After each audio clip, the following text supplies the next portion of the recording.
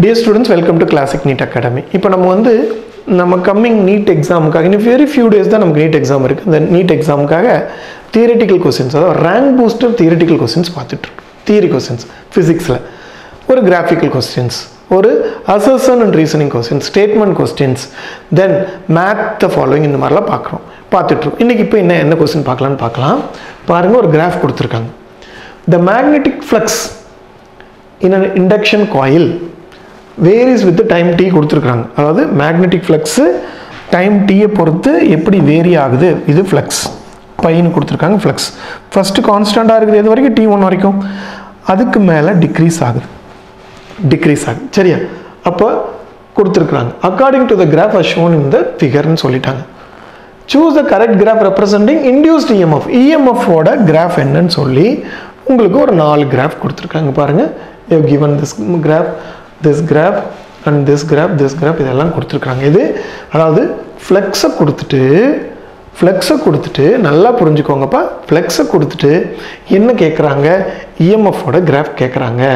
அப்போ EMF equal to என்னது, equal to minus dπ/dt. உங்களுக்கு லென்ஸில் ஆனாலும் இந்த மைனஸ் வருது, கரெக்டா?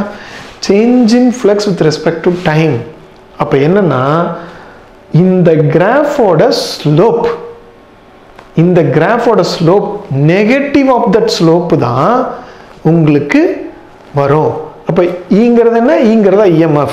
அப்போ பாருங்க, இந்த கிராஃபுக்கு அப்படியே நம்ம ஸ்லோப் இங்க பாருங்க, அவங்க கொடுத்துருக்கிறது எப்படி கொடுத்துருக்குறாங்க, they given இதுதான் பை, இந்த கிராஃப் கொடுத்துட்டு இப்படி கொடுத்துருக்காங்க. அதாவது பார்த்தீங்கன்னா இது T1, இது T2. இதுக்கு நம்ம கரஸ்பாண்டிங்காக என்ன வரையணும், அதாவது E with respect to T. ஓகேவா? இப்போ I am just taking this line, அப்படியே இங்கேருந்து எடுத்துகிட்டு வந்துக்கிறேன். இந்த லைன் அப்படியே இங்கேருந்து எடுத்துகிட்டு வந்துக்கிறேன். இந்த ரெண்டு கிராஃப் ஓகேவா? பாருங்க, இது என்ன ஆக்சுவலாக என்ன, இது E ஈக்குவல் டு என்ன வரும்ப்பா, மைனஸ் dπ/dt. அதாவது ஸ்லோப் எடுத்து அதுக்கு நெகட்டிவ் எடுக்கணும். ஓகே, இது என்னப்பா ஸ்லோப்பு, இந்த ஸ்லோப் என்ன, கான்ஸ்டன்ட் ஸ்லோப்புன்னு சொல்லிடாது, பை கான்ஸ்டன்ட். அப்போ கான்ஸ்டண்டாக இருந்ததுன்னா இது என்ன வரும், 0. தட் மீன்ஸ் என்னன்னா, இது T1 எடுத்துக்கிட்டோம்னா T2 எடுத்துக்கிட்டோம்னா அது வரைக்கும் 0. Okay, clear everybody? 0 வந்துருச்சு. அடுத்தது இந்த ஸ்லோப்பு என்ன ஸ்லோப்பு, இதுதான் சேஞ்ச் ஆகுது, d/π with respect to t change ஆகுது. அப்போ இது என்ன slope, constant negative slope, constant negative slope. இது நெகட்டிவ் ஸ்லோப், கரெக்டா? அப்படிங்கும்போது E ஈக்குவல் டு என்ன வரும்னா, மைனஸ் இன்ட்டு மைனஸ் கான்ஸ்டன்ட் அப்படின்னு வந்துடும். அப்போ என்ன வரும், E equal to constant, positive constant. அப்போ பாசிட்டிவ் கான்ஸ்டன்ட்னா உனக்கு என்ன வரும் அப்படின்னு சொன்னீங்கன்னா இந்த மாதிரி கிராஃப் வந்துடும். அதுக்கு மேலே பார்த்தீங்கன்னா 0. அப்போ இந்த மாதிரி ஒரு கிராஃப் இருக்கான்னு சூஸ் பண்ணி பார்த்தீங்க அப்படின்னா, ஏன்ப்பா இது நெகட்டிவ் ஸ்லோப்பு தான் வேணும்.